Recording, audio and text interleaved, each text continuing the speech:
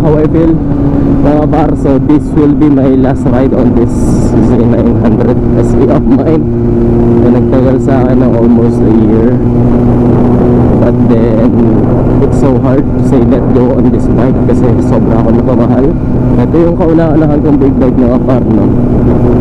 To cut the story short, maging maiksi lang yung kwento natin. Pinost ko lang ito kanina ng umaga, but then meron tayong nakadil ng tanghali, and this now is madaling araw. Tamang-tama, check is 12:30 na madaling araw. Kaya ayan, parang walang 24 hours na benta agad. The reason behind bakit ko binenta is actually I like this bike. It is so hard to let go of this bike, but then adapt on this bike. I know I adapt so much on this bike. Binigay ko yung kailangan na ito, but then now hindi ko na mamasamain yung mga nangyayari. Hindi ko na mamasamain kung bakit ibibenta to, because ito'y nagiging lesson at nagiging pasasalamat ko na lang sa motor na to dahil hindi niya ako hinayaan, hindi niya ako pinahiya.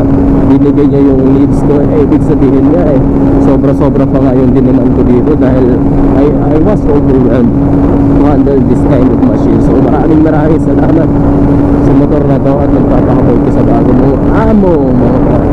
So sa ating Z9000, ewan, hindi ko makakalimutan yung experience ito mga par.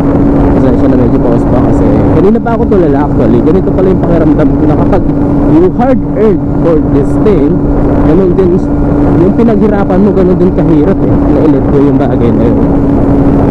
Kaya for now talaga I was speechless actually.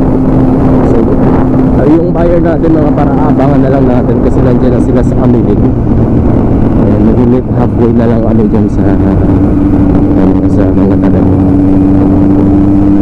Babalitan ko kayo mga papag, nandun na sila sa mga tanan kasi para makita natin kung paano siya i-transport pabalik na Las Piñas.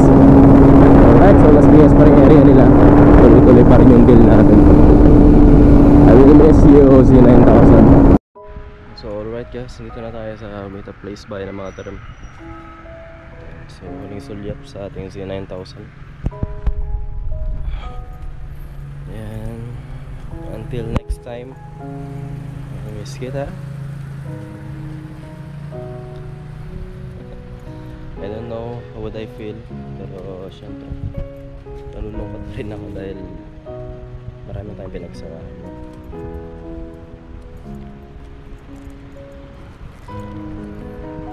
See you on the road. So waiting lang sa bago mo